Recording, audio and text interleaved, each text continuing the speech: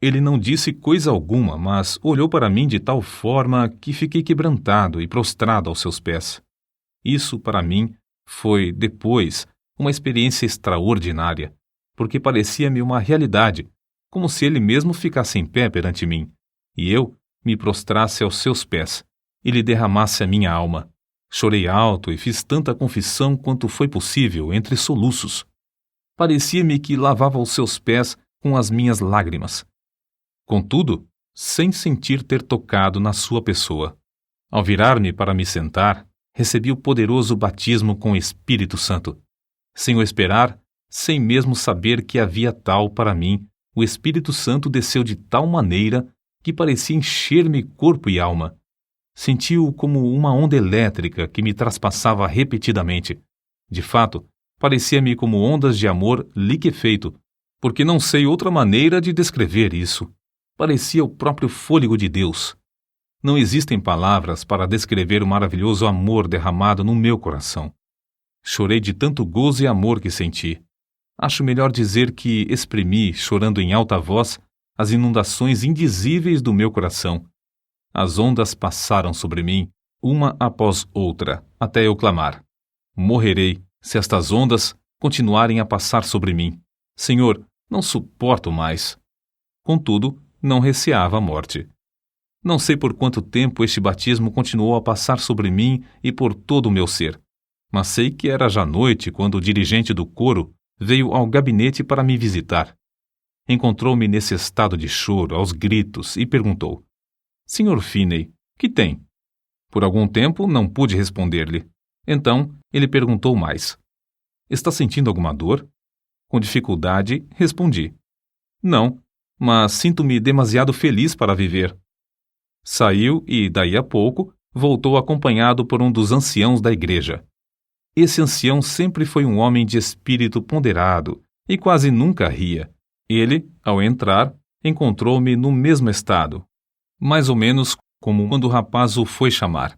Queria saber o que eu sentia e eu comecei a lhe explicar, mas, em vez de responder-me, foi tomado de um riso espasmódico.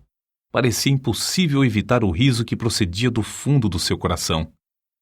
Nessa altura, entrou certo rapaz que começara a frequentar os cultos da igreja. Presenciou tudo por alguns momentos, até cair ao chão em grande angústia de alma, clamando: Orem por mim! O ancião da igreja e o outro crente oraram, e depois Finney também orou. Logo após todos se retirarem, deixando Finney sozinho. Ao deitar-se para dormir, Finney adormeceu, mas logo acordou por causa do amor que lhe transbordava o coração. Isso aconteceu repetidas vezes durante a noite. Sobre isso, ele escreveu depois: Quando me acordei de manhã, a luz do sol penetrava no quarto. Faltam-me palavras para exprimir os meus sentimentos ao ver a luz do sol. No mesmo instante, o batismo do dia anterior voltou sobre mim. Ajoelhei-me ao lado da cama e chorei pelo gozo que sentia. Passei muito tempo sem poder fazer coisa alguma senão derramar a alma perante Deus. Durante o dia, o povo se ocupava em falar da conversão do advogado. Ao anoitecer, sem qualquer anúncio do culto, ajuntou-se uma multidão no templo. Quando Finney relatou o que Deus fizera na sua alma, muitos foram profundamente tocados. Um sentiu-se tão convicto que voltou a casa sem o chapéu. Certo advogado afirmou: É claro que ele é sincero, mas que enlouqueceu é evidente. Finney falou e orou com grande liberdade. Realizavam-se cultos todas as noites por algum tempo, aos quais assistiam pessoas de todas as classes. Esse grande avivamento espalhou-se para muitos lugares em redor. Finney continuou: Por 8 dias, depois da sua conversão, o meu coração permanecia tão cheio que não sentia desejo de comer nem de dormir. Parecia-me que tinha um manjar para comer que o mundo não conhecia. Não sentia necessidade de alimentar-me nem de dormir. Por fim, cheguei a ver que devia comer como de costume e dormir quanto fosse possível. Grande poder acompanhava a palavra de Deus. Todos os dias, admirava-me ao notar como poucas palavras, dirigidas a uma pessoa, traspassavam-lhe o coração como uma seta. Não demorei muito em ir visitar meu pai. Ele não era salvo. O único membro da família que fizera a profissão de religião era meu irmão mais novo. Meu pai encontrou-me no portão e me perguntou: "Como tem passado, Carlos?" Respondi-lhe: "Bem, meu pai, tanto no corpo como na alma. Meu pai, o senhor já é idoso. Todos os seus filhos estão crescidos e casados, e nunca ouvi alguém orar na sua casa." Ele baixou a cabeça e começou a chorar, dizendo: "É verdade, Carlos. Entre e você mesmo ore." Entramos e oramos.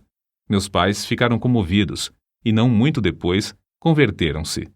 Se a minha mãe tinha qualquer esperança antes, ninguém o sabia.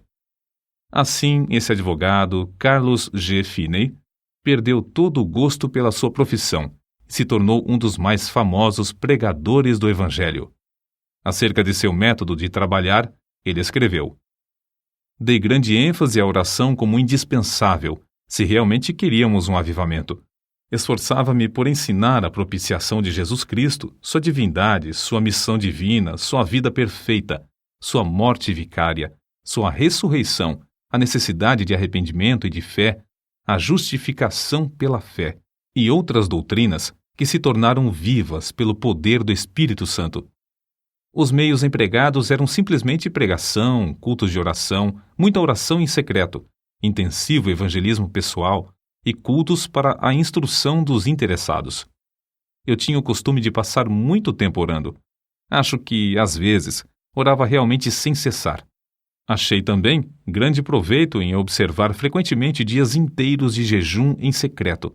Em tais dias, para ficar inteiramente sozinho com Deus, eu entrava na mata ou me fechava dentro do templo."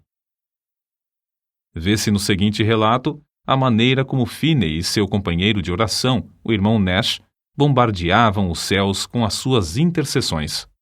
Quase 1 quilômetro distante da residência do Sr. S., morava certo adepto do universalismo. Nos seus preconceitos religiosos, recusava-se a assistir aos cultos. Certa vez, o irmão Nash, que se hospedava comigo na casa do Sr. S., retirou-se para dentro da mata para lutar em oração, sozinho, bem cedo de madrugada, conforme seu costume. A atmosfera era tal nessa ocasião que se ouvia qualquer som de longe. O universalista, ao levantar-se de madrugada, saiu de casa e ouviu a voz de quem orava e, apesar de não compreender muitas das palavras, reconheceu quem orava. E isso traspassou-lhe o coração como uma flecha. Sentiu a realidade da religião como nunca. A flecha permanecia, e ele achou alívio somente crendo em Cristo. Acerca do espírito de oração, Finney afirmou que era coisa comum nesses avivamentos os recém-convertidos se acharem tomados pelo desejo de orar noites inteiras até lhes faltarem as forças físicas. O Espírito Santo constrangia grandemente o coração dos crentes, que sentiam constantemente a responsabilidade pela salvação das almas imortais. A solenidade da mente se manifestava no cuidado com que falavam e se comportavam. Era muito comum encontrar crentes juntos, caídos de joelhos em oração, em vez de ocupados em palestras. Em certo tempo, quando as nuvens de perseguição enegreciam cada vez mais, Finney, como era seu costume, sob tais circunstâncias, sentia-se dirigido a dissipá-las, orando. Em vez de falar pública ou particularmente acerca das acusações, ele orava. Acerca da sua experiência, escreveu: "Eu olhava para Deus com grande anelo, dia após dia, rogando que Ele me mostrasse o plano a seguir e a graça para suportar a borrasca. O Senhor mostrou-me, em uma visão, o que eu tinha de enfrentar. Ele chegou-se tão perto de mim, enquanto eu orava, que a minha carne literalmente estremecia sobre os ossos. Eu tremia da cabeça aos pés, sob o pleno conhecimento da presença de Deus." Acrescentamos mais um exemplo, tirado da sua autobiografia, que mostra a maneira com que o Espírito Santo operava em sua pregação. "Ao chegar na hora anunciada para iniciar o culto, achei o prédio da escola repleto, por isso tive de ficar em pé perto da entrada. Cantamos um hino, isto é, o povo pretendia cantar. Entretanto, Eles não tinham o costume de cantar os hinos de Deus e cada um desentoava à sua própria maneira. Não podia conter-me.